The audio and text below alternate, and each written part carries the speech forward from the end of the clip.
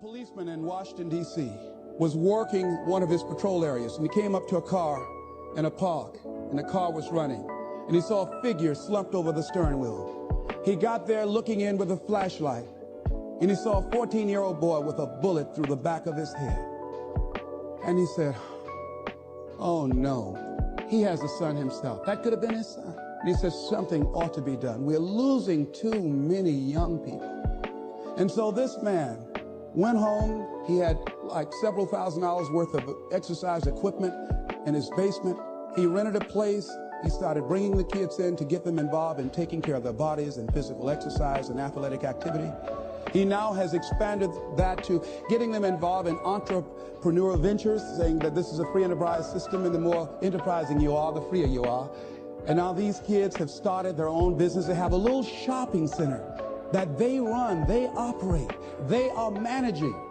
And they have commercials on radio, and I'm going to be going there doing some training with them. So he decided, because of that event, that I ought to do something. Now, some of the things that's going to happen when you look out and see what can I contribute to, what can I give, I guarantee you, ladies and gentlemen, you're going to have a voice that's saying, it's just no use. It's out of control now. There will be a voice telling you that you'll be wasting your time and wasting your energy and wasting your effort. I say, don't listen to it. Listen to that still small voice that says, I can do something, and I ought to do it. We ought to do it. Ladies and gentlemen, giving creates energy in ourselves and in others. Have you ever helped a blind person go across the street, or help a senior citizen, or give somebody some help? Held a door for somebody, or an elevator. How many of you get a good feeling inside when you do something good for somebody? See, we're really giving to ourselves. See, that's really the law. When you are giving to yourself. That's who you're giving to. So you want to give yourself some good gifts. There's a principle underlying the concept of giving. The energy flowing through us as we do, that love generates abundance in our lives, and we are able to reap so much from life as a result of our giving. How are you giving up your life? Do you know, to the degree that you are giving, to that degree determines how much you enjoy life, how meaningful your life is. There are things, ladies and gentlemen, I used to do, I can't do now. That is unbecoming for the role that I have selected with where I am in my life and what I want to contribute to life. It is inconsistent. I can't do it. Even if I desire to do it, I can't do it. No, because it doesn't fit, because of my vision of myself and the contribution that I want to make to life. Because it's not enough to give the message. You must also be the message. That we must give out of a sense of oughtness. Immanuel Kant, in the book called Critique of Pure Reasoning, he says sometimes we must give out of a sense of oughtness, that certain things that happen, that we just say something ought to be done about this. Now, the reason that most people don't give is because they operate out of a consciousness of scarcity. They don't believe that there's enough to go around. They can't see themselves having the capacity to give. They don't believe that they have anything to offer. They don't see themselves as an opening for the universe to work through. So if you begin to look at this new era that we're in, begin to see yourself as an opening for the universe to move through, to work through, to make a difference in life. See yourself being used by life to improve the quality of life, to expand and to grow. Most people have a very limited view of themselves and a very limited view of the universe, do not see their relationship to the universe, and cannot see how energy and things can flow through them. I love Gibran and the prophet. Then said a rich man, speak to us of giving, and he answered, you give but little when you give of your possessions, but it's when you give of yourself that you truly give. Gibran goes on to say, there are those who give little of the much which they have, and they give it for recognition, and their hidden desire makes their gifts unwholesome. And we know people who give only to be recognized. I love that old saying, judge a man not by what he does, but by that he doesn't have to do. And to judge the true quality of a man is what he'll do when nobody's looking. Gibran goes on to say something else important. He says, and there are those who have little and give it all. These are the believers in life and the bounty of life. See, most people don't give, ladies and gentlemen, because they don't believe in life. Most people don't give because they don't understand the abundance in life. And so they go through life holding back on life, not understanding this also, that what you hold back from life, life holds back from you. So most of us go through life, ladies and gentlemen, not giving, and we're cheating ourselves. And you're also cheating life. See, I believe that all of us have some work to do.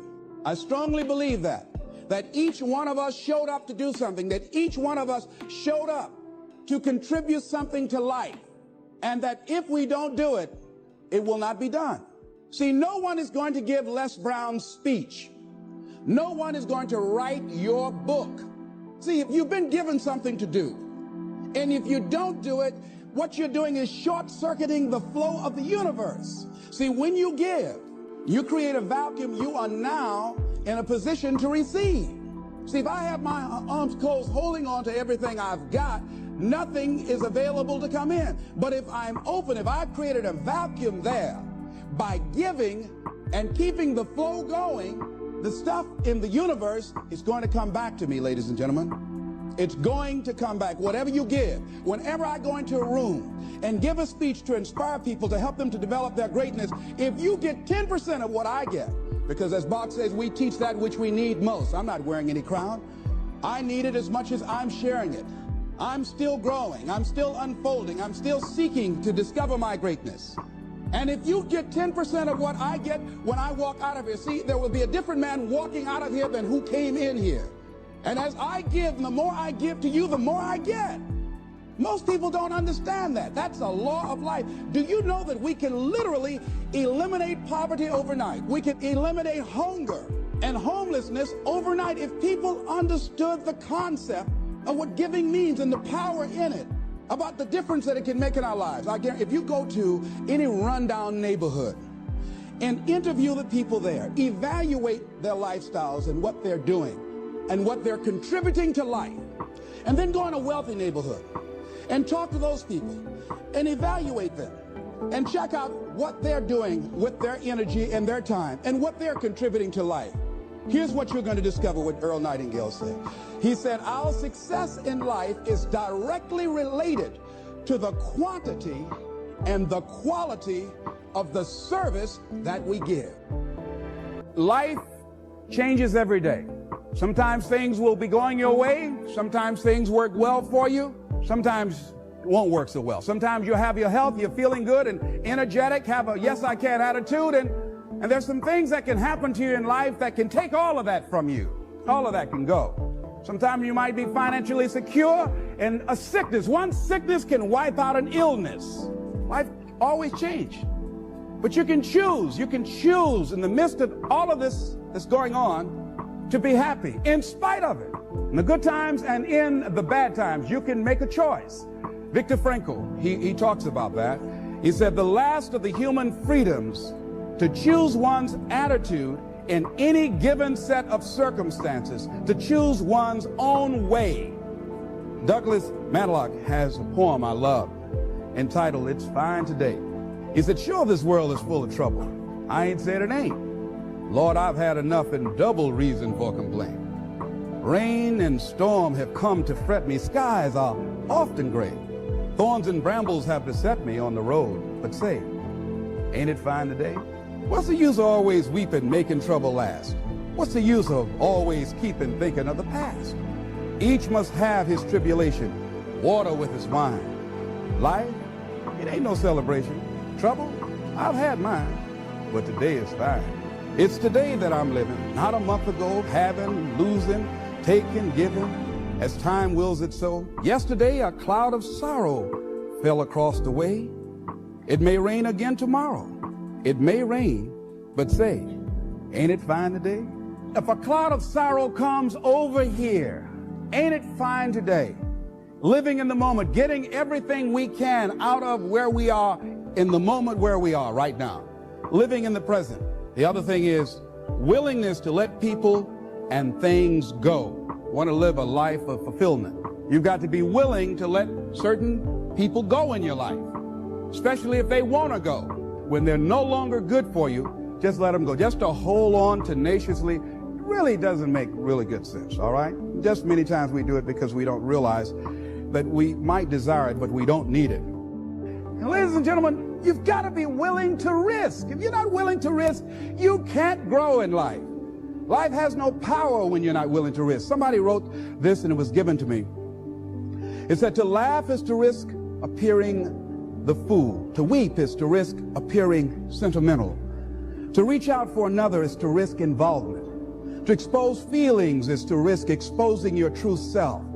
To place your ideas, your dreams before a crowd is to risk their loss. To love is to risk not being loved in return. To live is to risk dying. To hope is to risk despair. To try is to risk failure.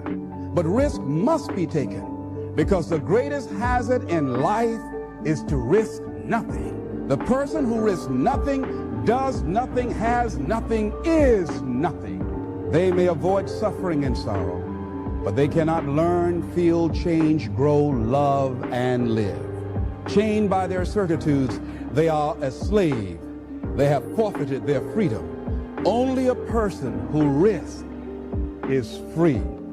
Next thing is face the truth about life and deal with it. And a lot of people, when someone in their life that they love very much dies, they allow it to take such a toll on them. They make themselves miserable, and they literally will themselves to die early because they feel without this person they have nothing to look forward to. And no, life has other opportunities, other relationships, other experiences for us. And the people that we love really want us to go on. Other thing is, things are going to happen to you. Here, in order to have a fulfilling life, knowing that things are going to happen, expect the unexpected. Whatever happens to you, use everything for your upliftment, learning, and growth. Everything that happens, use it for your upliftment, learning, and growth. In the midst of it, ask, what can I learn from this? What can I get from this? How did I end up here? What's the blessing in this for me?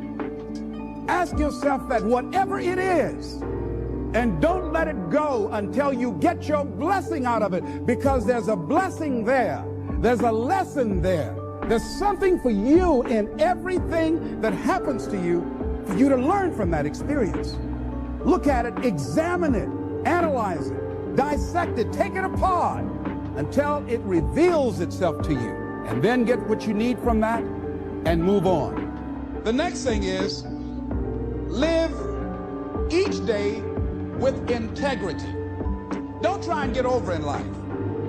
Don't try and cheat. See, a lot of people like to try and cheat.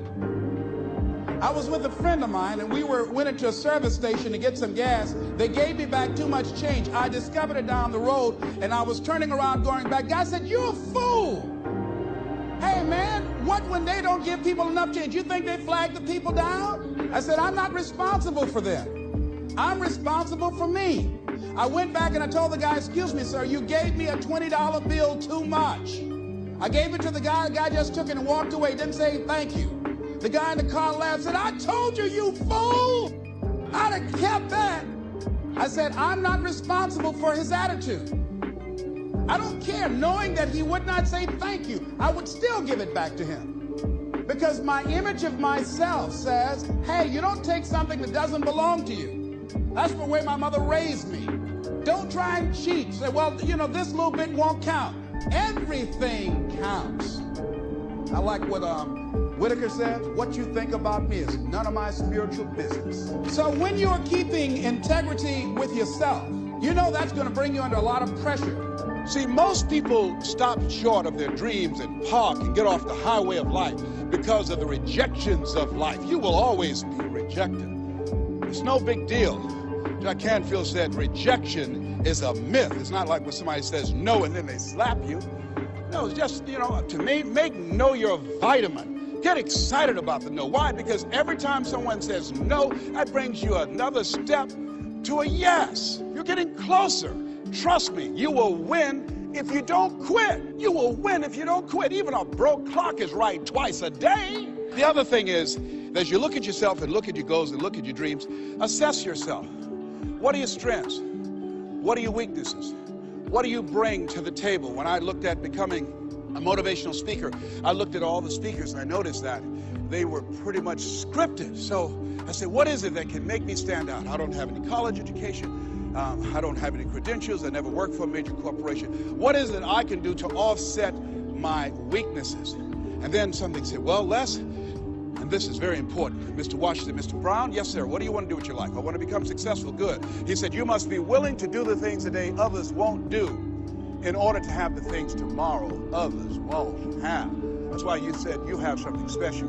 See, very few people go to seminars and workshops. They'll go to a concert, but showing up to get something that can expand their minds and help them to begin to see their lives differently, to give them a larger vision of themselves, they'll be too busy. Or they say, well, how much does it cost? Well, information costs, but it pays for itself. Here's the other thing is, ladies and gentlemen, let's say it's me. Yeah, see, it's possible you can live your dream. It's necessary that you have the mindset that I'm going to do this. But you've got to take ownership. You've got to decide, hey, I'm going to do this. You've got to take responsibility for your life. George Bernard Shaw said the people that make it in this life, they look around for the circumstances that they want, and if they can't find them, they create them. You've got to decide, it's me. You've got to say, and say this with conviction, I expect to win. See, if you know what your life work is, I encourage you to start working on it. If you can't do it all at one time, do just a little bit of it. And if you don't know what it is that you showed up to do, if you don't know why you're here, I encourage you to find out what your purpose is here. What is the meaning of your life? What will be different? Have you ever asked yourself that question? I've done that. I remember coming from a friend of mine's funeral, and I was reflecting on how much time I had left. And I went for a walk in a park thinking about this guy whose life was so promising. And I mean, he wasn't an old guy. He was quite young, in fact. And I thought about all of the things that he said he was going to do, and he never got a chance to do those things. And I started thinking about my own life and how much time I had left to do the things that I would like to do. And at that time, I wasn't sure what my life purpose was, what my life's work was. I wasn't sure about it at that time, and I thought about it quite a lot. I had some idea, but I wasn't convinced, and I don't think I felt worthy. I didn't believe that it could be me to do this kind of work that I'm doing right now. And I say to you that if you begin to take a conscious effort to find out what it is that you're supposed to do, I say that it can literally save your life. See, when you're going someplace and you already know how much you're going to make, you already know how far you can go, you're in a dead-end position. It erodes your self-esteem. It lowers your sense of yourself. It creates an inner turmoil. It creates an emptiness in you. So I say that your life is worth finding what it is that you're supposed to do. And I'm not saying quit your job. I'm saying find it and do just a little bit of it. When I wanted to become involved in speaking, I started just learning quotes, listening to other people's tapes, going to seminars, going to workshops, asking other people to help me. Just start working at it just a little bit, but do find out what your work is and hold on to it, and don't let your dream go. Don't let it go. Unless you've made some major mistakes in life, you haven't started living yet. So a lot of people, if you've never made any major blunders, made some major mistakes, lost some serious money, taken some serious risks, you haven't started living yet. You don't call that living. Not rocking the boat, going through life quietly, tiptoeing safely to an early grave. No, no, no, no. You got to take some chances. You want to bring some adventure to your life. See, a lot of people, because they don't want to make any mistakes, it takes us to the next level. A lot of people don't want to fail. Fear of failure, fear of success, and guess what else? Fear of the unknown. See, at some point in time, all of us have seen our destiny. I was 6 years old, a man by the name of Reverend Ed Graham, Mount Zion Baptist Church in Miami. I was 6 years old, right before Christmas. My mother was ill. We had no food in the house. And this tall, strapping man around 6'1" came to the door with a food basket in his hand. And he says, hello, is this the Brown family? My mother said, yes. I understand that you have 2 sons and a daughter, and that you have no food. Yes, I'm from Mount Zion Baptist Church, and around Christmas time we pass out food baskets to needy families. Take the basket in behalf of the church and have a nice Christmas. And when he walked out, I said, oh boy, I'd like to be like that man. And I went to his church and I used to watch him speak, and tall and powerful and dynamic speaker, such eloquence. One of his favorite people was the poet Kipling, who wrote, "If you can keep your head when all about you are losing theirs and blaming it on you." All of us have seen our destiny at some point in time, and we decided not to listen. We decided to ignore it and say, no, that's not for me. Life came in and slapped us side the head, and we stopped dreaming anymore. Vicar Thomas said, the impulse to dream has been slowly beaten out of me through the experience of life. And that's what causes many of us to give up on our volcano. The experiences and the challenges, the defeats, the disappointments, and the failures of life. Then we decide to prematurely throw in the towel on ourselves, or to sell out on our true potential, sell out on living our dreams, feeling that we're not good enough, not wanting to make any mistakes, particularly if you're raised with a great deal of criticism. So you've got to be willing to prepare yourself and do the best you can. Take your best shot and let the chips fall where they may. And so as you begin to look at people become afraid of success because they feel they're not good enough, they can't handle it, the responsibility is too big. I've been there. And when you feel that way, you begin to unconsciously work against yourself to make sure that you don't get it. You begin to sabotage your own potential in a variety of ways, through procrastinating, through not taking care of business, not giving reports on time, not spending your time wisely, squandering your time looking at a lot of idle television, or spend all your time lamenting and complaining about how bad things are, using your energy negatively rather than positively, complaining rather than producing. That's what we do when we're afraid of really making it. And when you're afraid of the unknown, when you're afraid to take that leap, when you're afraid to venture out there, that's a real challenge. I'm reminded about a little boy. Two little guys were out playing on some ice that was supposed to have been solid. And one of the little boys stepped on a thin area of the ice and fell in a hole. And as he began to start thrashing in the water, he began to move with the undercurrent to other areas of the ice, and his friend was there trying to help him, beating, hitting the ice, trying to save his friend. And he panicked, and he looked just a short distance away, and there was a tree, and he went and he ripped a branch off, and he came back trying to get his buddy out, and he just took the best he could and started scraping around the ice to make a circle. And when he did, he started beating on it and beating on it, and there all of a sudden the ice began to crumble, and he was able to pull his friend out to safety. When the paramedics finally got there, they saw what had happened, how thick the ice was. He saved the little boy's life, but what baffled them, they looked at the branch, and they looked at this little scrawny guy and said, how did he do this? It's impossible. They just went beating around the ice to see how thick it was, hearing the thumping sound. Said, how did he do that? I mean, it was a miracle that he was able to just take that branch and go around, make a circle, and beat the ice and pull him through. He's just too small. It's just impossible. And an old man standing around, hearing the conversation, stepped forward and said, I can tell you how he did it. He didn't have anybody here to tell him he couldn't do it. See, sometimes life will happen to you like this little boy, and you won't have time to say no. You won't have time to think that you can't do it. The only time you will have is to act, to take the leap of faith and believe that everything is going to be all right.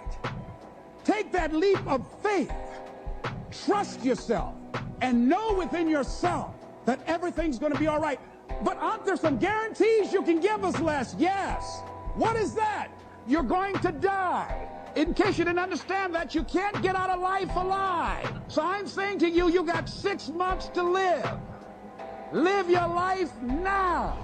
Live your dreams now.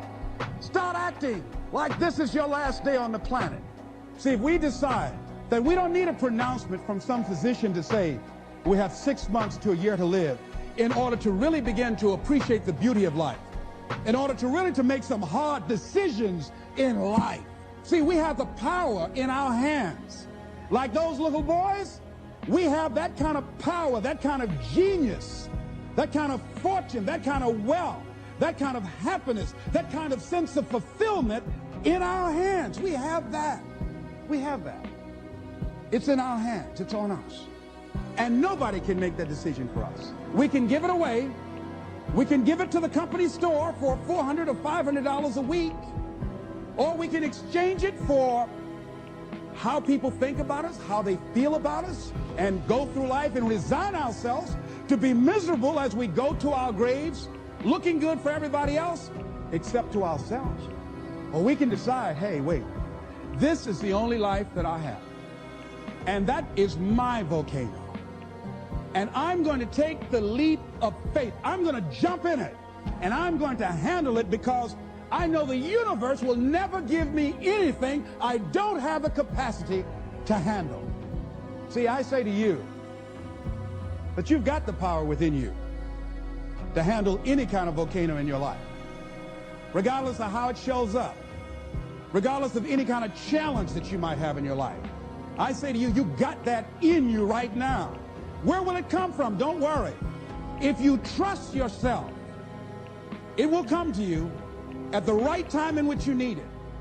See, most people are not accumulating wealth. Most people are living in poverty. Most people are living far below their potential, not because they don't have the capacity, not because they have not been given authority and dominion over everything on the face of the earth, but most people are living like they're living because of the fact that they don't believe they can have any more than what they now have. In the book called Miseducation of the Negro, Dr. Carter G. Woodson said, if you can determine what a man shall think, you'll never have to concern yourself with what he will do. If you can make a man feel inferior, you never have to compel him to seek an inferior status, for he will seek it himself. And if you can make a man feel justly an outcast, you never have to order him to go to the back door. He'll go without being told. And if there's no door, his very nature will demand one. That's why Scripture reminds us, be ye not conformed to this world, but be ye transformed by the renewing of your mind. So every day you have to sell yourself and get out of your mind those old thoughts, that old belief system. Every day you've got to sell yourself on that it's possible. That you got to put a new mind in you. You got to get out of your mind. You got to begin to restructure your thinking. Every day you've got to begin to recondition your mind. See, let me share something with you. The easiest thing I've ever done was to earn $1 million. The most difficult thing I've ever done was to believe it could happen to me. That was the most difficult part, to believe that given my circumstances, if my birth parents came down this aisle right now, I would not know either one if my daddy came up here or my mother came up here. Given the fact that I was born in an abandoned building on a floor, being labeled educable mentally retarded, I remember going to see the late Dr. Norman Vincent Peale, the author of the book, The Power of Positive Thinking. And I used to look at him up on stage and I said, I could do that. I would love to talk to people. I love to talk to people. And I said, I could do that. But then when I started going back to my car, my mental conditioning activated itself. And it said, Lesbrown, you can't do that. You don't have a college education. Lesbrown, you can't do that. You don't have the training. You've never worked for a major corporation. You can't do that. What makes you think you can earn $5, $10, $15, $20,000 in an hour? You don't earn that now working for 2 or 3 months. What makes you think that you can speak for AT&T, Procter & Gamble, McDonald's Corporation, General Electric? These are clients I have now. You've never even worked for them. How many of you ever thought about something you wanted to do and you talk yourself out of it? Raise your hand if you know what I'm talking about. That inner conversation is what's going to haunt you. After standing here and saying, I can do all things through Christ who strengthens me. After saying that again and again, we are more than conquerors.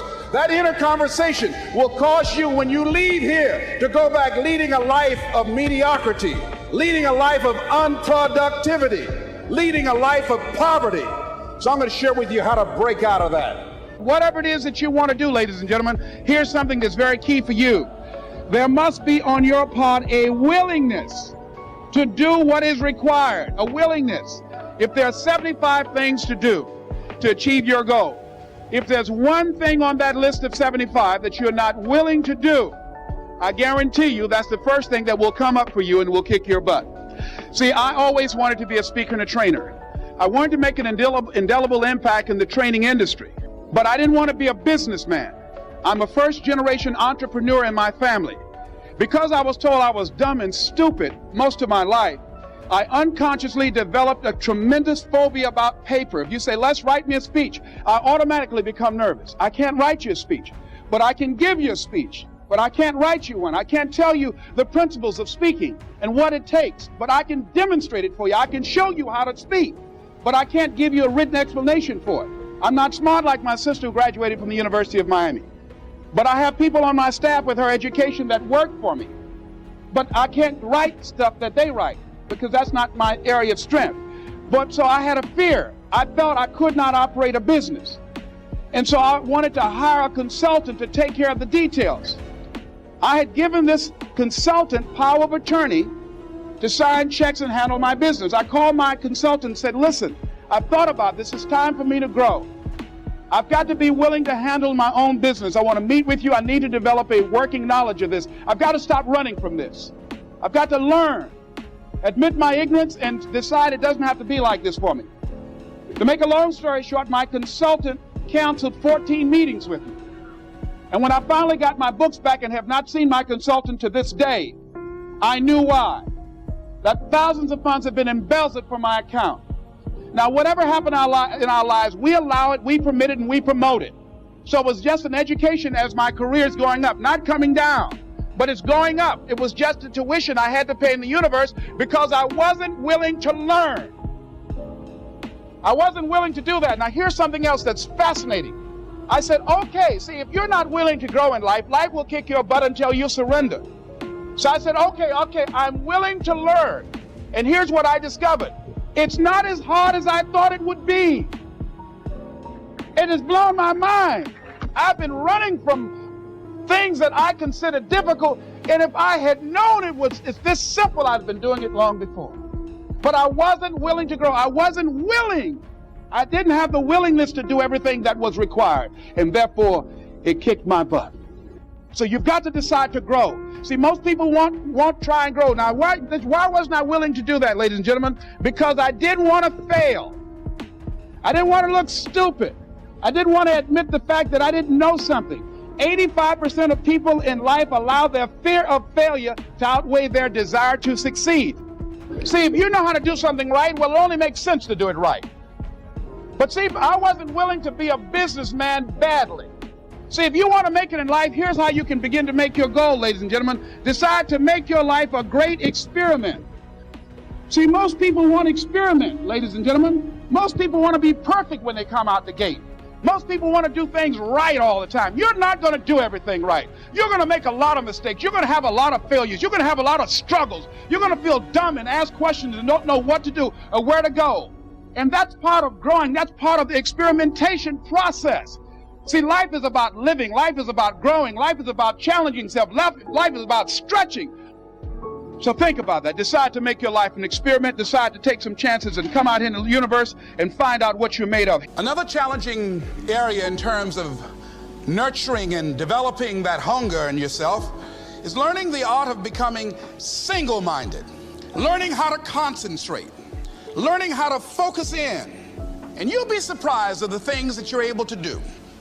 When you learn how to block things out, when you learn how to keep thine eyes single, you'll be surprised at the ideas that will come to you, of the people that you'll be able to attract, of the opportunities that you'll be able to see. You'll begin to see things that have been standing there looking you in the face, say, I can't believe this has been here all this time. Here's a habit that I do. Maybe it might be of some value to you. I get up in the morning and I start writing what great ideas that I can think of today that can improve me and that will enable me to reach my goal. And I just let my mind flow. Sometimes I write 15, 20 ideas. Some days it's more difficult than others. It was Whitney Young. He said, it's better to be prepared for an opportunity and not have one than to have an opportunity and not be prepared. One idea can turn your life around. Deciding that you're going to focus to develop your skills. The guy was the new owner of a baseball team that was in the basement of the league when he took it over. He went to the pitcher and he said, what is your best throw? And he said, well, I got a good curveball and I've got a good fastball. And he went on talking about his different throws. He said, but tell me this, what is your best throw He thought for a moment. He said, I've got a good fastball. He said, that's all I want you to work on. Nothing else. Just develop your fastball. The next year, they went to the World Series. Most people don't know where their fastball is. Most people go through life never discovering what their talents are. Most people never develop their talents. They have skills and abilities, but if you don't nurture them, if you don't develop them, they will never serve you. Your gifts can take you many places if you develop your gifts. Most of us don't like to do those things that come easy to us. I've always loved to talk to people. I decided, taking this advice, to develop my skills as a speaker. And my gift has developed and it's taken me many places. You have something that you brought to the universe, and that if you decide that my life deserves my developing this, what I do well, and becoming the best at it, and mastering myself, and seeing what I have within me, if you decide to drop your buckets where you are and develop your gifts, I grant you, you'll never ever be without. I grant you that your gifts will take you places that will literally amaze you. I grant you that if you begin to work to develop your gifts, you'll develop a strong sense of happiness. You'll get a larger vision of yourself, because part of beginning to get a larger vision of yourself, all of us need some area of our lives where we can have a feeling of competence. That people know when they think about this area, that's something you do. That you eat and sleep that. And that you do that. You do that. So you've got to work on it. Has anybody ever seen something for you that you didn't see it for yourself? I didn't see that for myself. Maybe that's why my favorite book says, eye is not seen, ear has not heard, nor has entered the heart of mankind what God has in store for you. Because of what he saw in me, he inspired me. He gave me a vision of myself beyond my circumstances, beyond my mental conditioning, and beyond the job where I was, because I thought I was just a disc jockey. I love that. I'm master a microphone. You drop me in any city, I can master a microphone. I can turn a city upside down with a microphone. But I had more in me than I was expressing, and I did not know it. And because of his encouragement, I became a community activist. Because of his encouragement, I started doing a talk show called Voice of the People. Because of his encouragement, when I got out of radio, I ran for the Ohio legislature, and I was elected. And because of his encouragement, I passed 14 bills my first term. Because of his encouragement, I was elected 3 times and became the chairman of the Human Resource Committee. Because of his encouragement, I became a public speaker. Because of his encouragement, I became an author. Because of his encouragement, I did a show for King World called The Lesbrown Show, and they paid me $5 million, $2 million not to speak. Because of his encouragement, I produced specials for PBS, public television. They said, you couldn't do that. You don't have a college education. It's educational television. Because of his encouragement, I did so many things I had absolutely no idea that I could do. I encourage you to live full and to die empty. There's more in you right now than just working on a job where they pay you just enough to keep you from quitting, and you work just hard enough to keep from getting fired. And when you make the decision and identify that key area of your life that you need to make a radical change, things will begin to open up for you. Now, here's the other thing that's very important. Once you identify your goal, I want you to get, if possible, a visual picture of your goal. My major goal was to buy my mother a home. I got the picture of the home with a 12-foot swimming pool and a basketball court on a golf course. I bought that home for my mother. It cost just over $400,000, 10,000 square feet. I had a picture long before I had the money and the down payment to get it. My goal was to be known nationally and internationally as a speaker. I had that goal. I had a card that I had on one side, asking, it shall be given, seeking, ye shall find, knocking, it shall be opened. On the other side, I had, I'm the world's #1 orator. I produced that result in my life. I had a goal of becoming a talk show host. I used to watch Phil Donahue, and I put my picture on the screen of the television. As I listened to the program, I visualized myself there, and I was called by King World Production, and I had my own talk show. Well, it was the highest rated, fastest canceled talk show in the history of television. It's called Life. Now, here's something else. You will fail your way to success. Trust me on that. You can have a lot of failures, a lot of disappointments, but you will fail your way to success. Goethe says that which does not kill you will make you stronger. See, 85% of people allow their fear of failure to outweigh their desire to succeed. That's why you have to be of good courage. You have to have courage. When life knocks you down, I have a saying, try and land on your back, because if you can look up, you can get up. So once you look at and decide the goal that you want to put some things, put a treasure board or a goal board and have pictures of the goal that you want to achieve so you can see it every day when you get up in the morning and the last thing at night. You're programming your subconscious mind where 9 out of 10 decisions that you make comes from there. I used to do door-to-door sales, and I was working with another friend of mine, and door-to-door sales, I mean, it's punishing. It's cruel and unusual punishment. And I was a little boy knocking on the door. Hello, would you like to buy a nice working television set? No money down? No! Bam! They slammed the door in your face. And the friend of mine that was working with me, they slammed the door in his face, and I looked back and he was going to the car. He said, I can't do this. And he sat down in the car and he said, you go ahead, I'll be here when you get back. Now he had a mother and father to take care of him. My mother was ill. I am adopted. I was hungry. I had to go on. I learned something about myself, that when you step into your fears, somebody said, it was Winston Churchill, he said that courage is going from failure to failure without losing enthusiasm. When you step into your fears and continue to push yourself to go on, something happens for you. It will enable you to transcend yourself. I went to the next door. You like to buy a nice working television? No! Bam!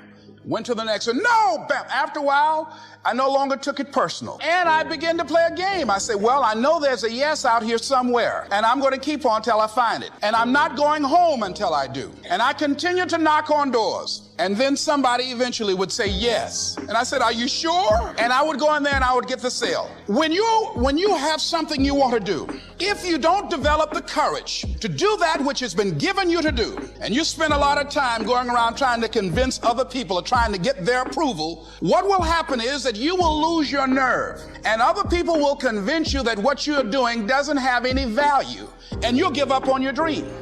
It's an interesting thing about life, I've also found, that if you don't have the courage to act, sometimes and particularly if you have something special to do, life will move on you. Abraham Maslow said that life is about growth, and he said you could either go back to your comfort zone and there you won't find any growth, or you must be willing to go forward and face your fears again and again and again. Because you're never going to have a fear-free existence. I mean, some fear is acceptable and legitimate. There are some things that you really should be afraid of. Now, you shouldn't allow it to immobilize you. You acknowledge it, you take it into account, and you carry yourself accordingly. There are times that we should proceed with caution. But it's the difference between being stopped by fear. It's the difference between having a fear and the fear having you. So what do? One, acknowledge it, and knowing that it's okay. Don't condemn yourself for being afraid. It's perfectly fine to have some fears.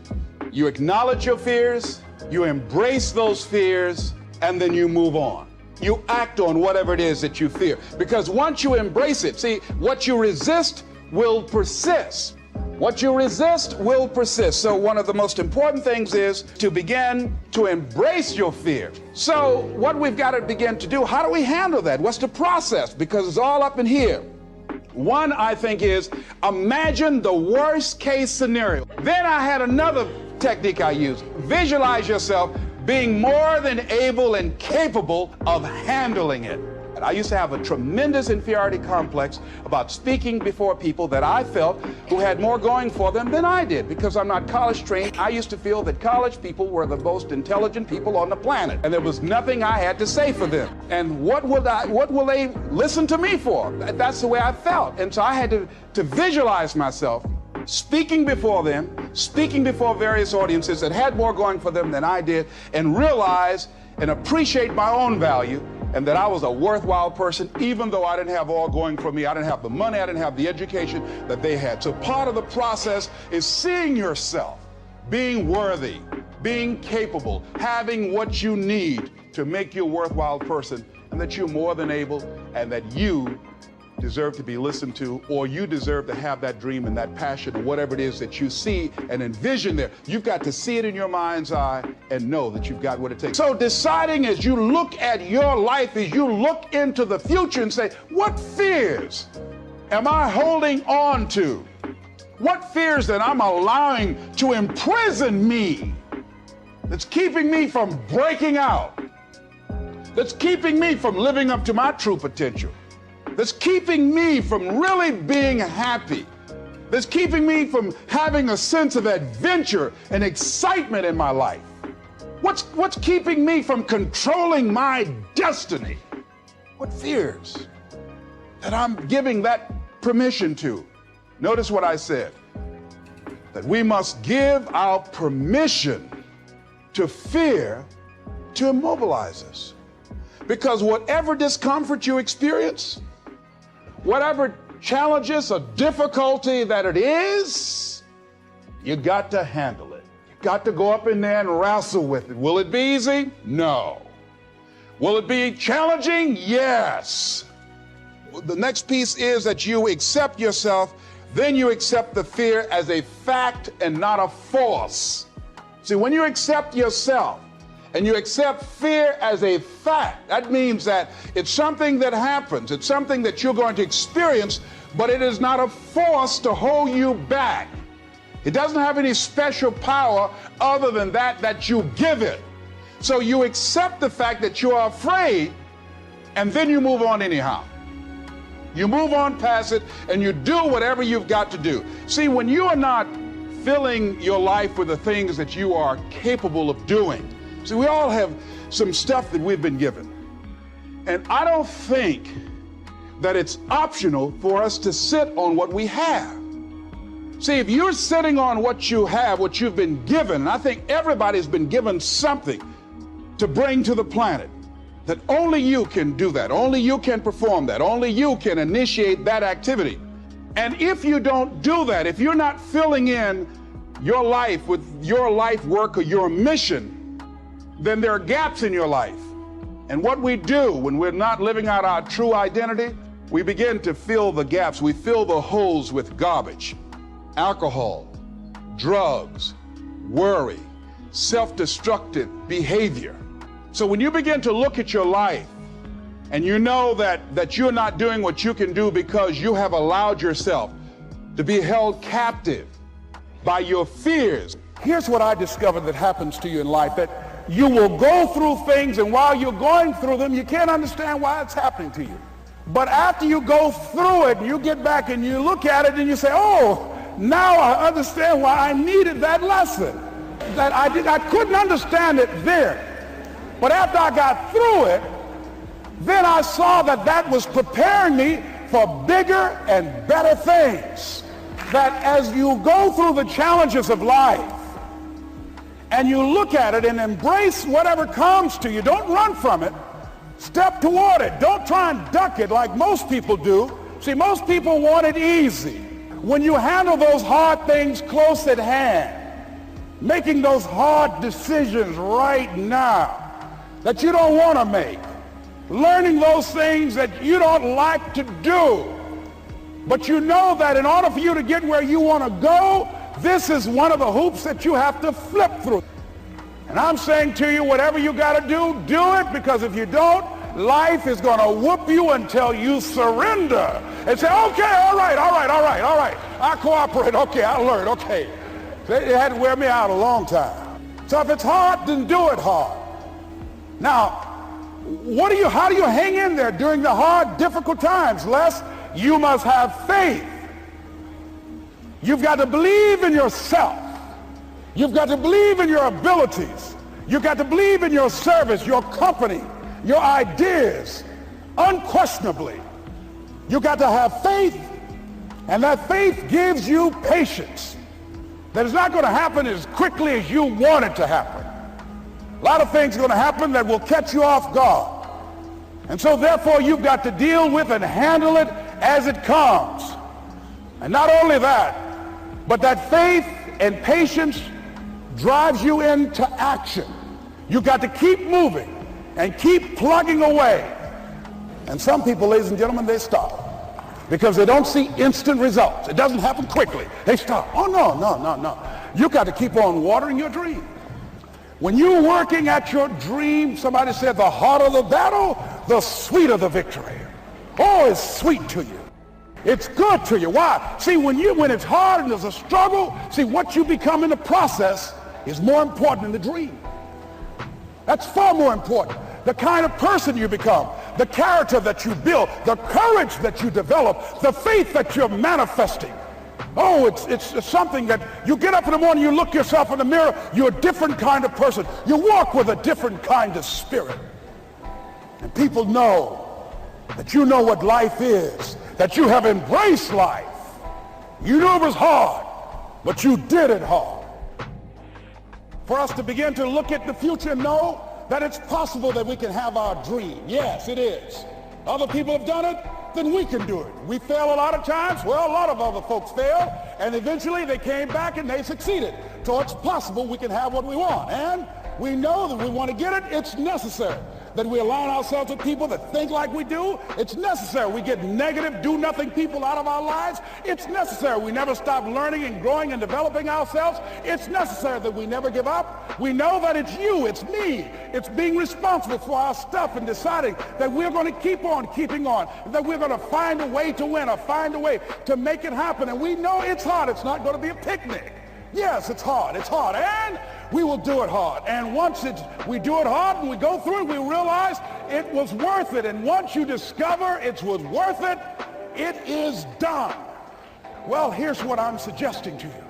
That when you're working, you have a wall to break through. Let's say a friend of mine who runs a marathon, and he says, when he's running the 26-mile marathon, he said, let's say that hypothetically, that 18th mile is the wall. He said, Les, when you get there and you're running, he says, everything in you is telling you to stop, to give up. Every muscle is aching. And you're saying to yourself, I can't do it. I can't do it. And you just keep on and you keep on and you keep on. It seems like you're moving at slow motion. And then eventually when you break through that 18-mile wall, then you know it's like done and you're on automatic and you glide on in and you know it's there. You know you're going to get to the finish line. And we've all had experiences where we were working on something and we knew it was possible. And we did those things that were necessary to bring it into reality. We took the responsibility to make it happen. Other people couldn't see it. A lot of people didn't believe it. You were attacked. You were criticized. People were opposing you, but you kept on doing it. It was hard, it was rough, it was difficult, but to you it was worth it. And eventually you got to a level you know, can nothing stop me now. I'm on the move. Finally, I'm thinking about a friend of mine who is no longer operating on this dimension. His name is Jack Boland. He had this vision of a church that would serve various types of needs for people, their supportive needs and helping them in recovery from drugs and alcohol and whatever addictions that they might be involved in. And he was known for bringing in different kinds of speakers. And over a year ago, he was diagnosed as having cancer, and he announced to his congregation that he's going to be taking chemotherapy and that it was a possibility that the cancer would go in remission, and he was optimistic about that. And sure enough, it did for a year. And one of the things Jack always talked about is that he wanted to have his funeral while he lived. And so he invited a few friends, Wayne Dyer, myself, and a few other speakers. He didn't tell us why we were there, but once we gathered there, the church, they told us in the room that Jack is going to announce to the congregation, he's bringing his doctor up. The doctor is going to say that we felt we could keep it in remission. It's out of remission, and he doesn't have much time left. And whatever words you want to say to Jack that you would say if he had made his transition, speak those words now. Well, we were shocked and we were somewhat stunned until Jack got there. They brought him in a wheelchair, and boy, was he courageous, and he had a strong smile, and they helped him up the steps, and he sat behind the podium. And each of us got up and we said a few things about Jack and the impact that he made on our lives. And he said, the doctor, after announcing that Jack didn't have long, he says, "Doctor," he said, "I accept what you say, but it's possible that does not have to be the case. But if it is, I will enjoy life to the very last breath I take, even the chemotherapy. I will enjoy that." And Jack did, ladies and gentlemen. And when they said that all of his vital organs were failing, they called his family and his close church staff to the hospital and said, "He's dying." And so they came and they all gathered in the room. And Jack at that time was unconscious. And he gained consciousness. And he looked at them and he said, with what strength he had, he said, "I want to thank you all for being here. You've been a great staff to me." He looked at his sons, his daughter. He said, "You've been a great family." He said, "Don't feel sorry for me." He said, I'm ready to go. I'm looking forward to the next adventure." And he sat there for a little while, laid there, and he closed his eyes, and he lost consciousness. About an hour and a half later, he opened his eyes, and he looked at them. He said, "This is embarrassing. I'm not dead yet." They were laughing through their tears. He said, "Hey, I hate giving up this kind of control." So they predicted that Jack would die at the end of February. And then on the 2nd, they said, "He won't see the light of day. He will be dead by morning." Ladies and gentlemen, Jack died on March 4th. And we believe that even in his dying, Jack sent his congregation a message that I want to give to you with his permission. March 4th is the day he died, and we believe Jack was saying, "March 4th." I remember once when I lost my job, when I was fired out of broadcasting, September 18th, I'll never forget, 1978. I was behind in my house notes, and my house was up for foreclosure. I did everything I could. I had borrowed as much money as I could borrow. I had talked to family members and friends. I did everything I could, and I couldn't get enough money, being unemployed for several months, applying for job after job after job, and couldn't get a job. I couldn't get enough money to save the house, but I never felt, and this is very important, the feeling that I had, I never felt that I was going to lose that house. I wanted that house. And so what I did was very uncanny.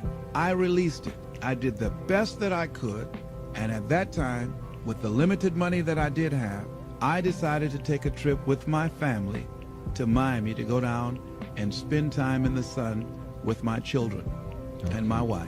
We caught a Greyhound bus from Columbus, Ohio, and we went to Florida. By the time I arrived on the day that the bank was to foreclose at 12 noon on the house, I got a call from one of my former assistants who went by the house and called me and said, "Les, it's an emergency. Call Columbus right away." I did, and Carolyn Sloan said, "Les, you won't believe this. You have a check from the Internal Revenue Service on your income tax." And it was enough to pay the house notes, and I had money over. I never received a refund prior to that time or since that time, and I did not lose the house. So there are things that we don't know or understand, but we do know that if we do certain things, that things begin to happen that's in our favor, that shows that the universe is on our side. Everything that we're seeking, I believe that if we begin to align our thoughts with action and be relentless, don't try 2 or 3 things or 15 or 20 things, but 100 things, 500 things if necessary, 10,000 things as Edison did if necessary, until we find a way out. Many of us, we eliminate many possibilities for ourselves because we really don't do all we can do. I think A.L. Williams was right when he said, all we can do is all we can do. and all we can do is enough. And I think, honestly speaking, even judging from myself, and I think that my commitment is stronger than most people. But if I had to literally measure my commitment in terms of what I put forth in my dream, I would say that I might have given about 18 to 20% of what I'm really capable of. As high in consciousness as I believe that I am, comparatively speaking, where I used to be, I'm still nowhere near reaching 50% of the commitment that I can make to accelerate the growth and the development of my dream and the manifestation of the things that I know within myself that I'm capable of producing.